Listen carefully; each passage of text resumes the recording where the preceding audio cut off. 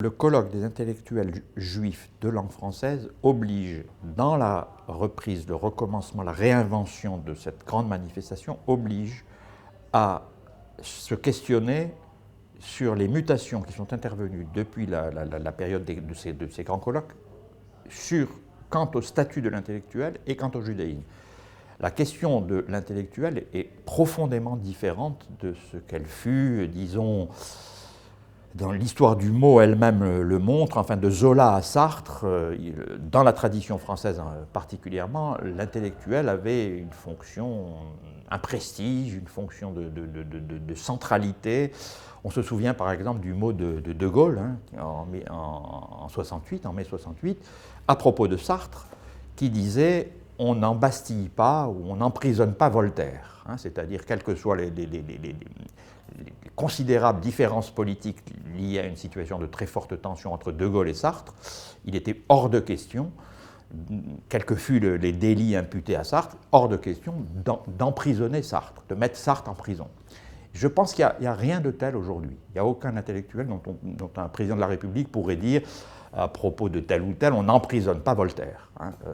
Ça signifie que quelque chose de ce statut, mais qui était peut-être complexe. Je ne suis pas du tout dans la nostalgie, je ne dis pas que les intellectuels ne sont plus ce qu'ils étaient. Je crois qu'il y a une dissémination de ce statut. Le philosophe n'y a plus la place centrale, il y a des spécialistes de différentes sciences humaines qui ont acquis ce statut d'intellectuel, d'une part, donc une dissémination horizontale en quelque sorte, et en même temps une pluralisation, c'est-à-dire que ce rôle central d'une parole prestigieuse, d'une parole autorisée, qui était tenu par l'intellectuel dans la grande période donc, de Zola à Sartre, ce rôle central est aujourd'hui tenu par d'autres figures.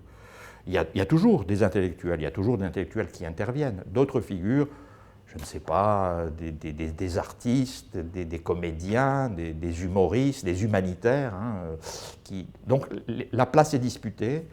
Je crois qu'essentiellement ce qui a changé, c'est que la parole, même de tel grand intellectuel reconnu comme compétent dans sa discipline, cette parole n'est plus du tout incontestable. Donc, vous voyez, je suis sur que peut l'intellectuel aujourd'hui, je dirais à la fois peu de choses, en tout cas moins de choses qu'il y a quelques décennies, et en même temps avec une responsabilité du coup qui est accrue. Il y a une sorte de paradoxe, le rôle de l'intellectuel bénéficie de moins d'incontestabilité que naguère, que jadis, il faudrait dire plutôt d'ailleurs, et en même temps, il y a une sorte de surcroît de responsabilité qui pèse sûrement sur ses épaules, une responsabilité du coup partagée, beaucoup moins individuelle, disséminée, collective.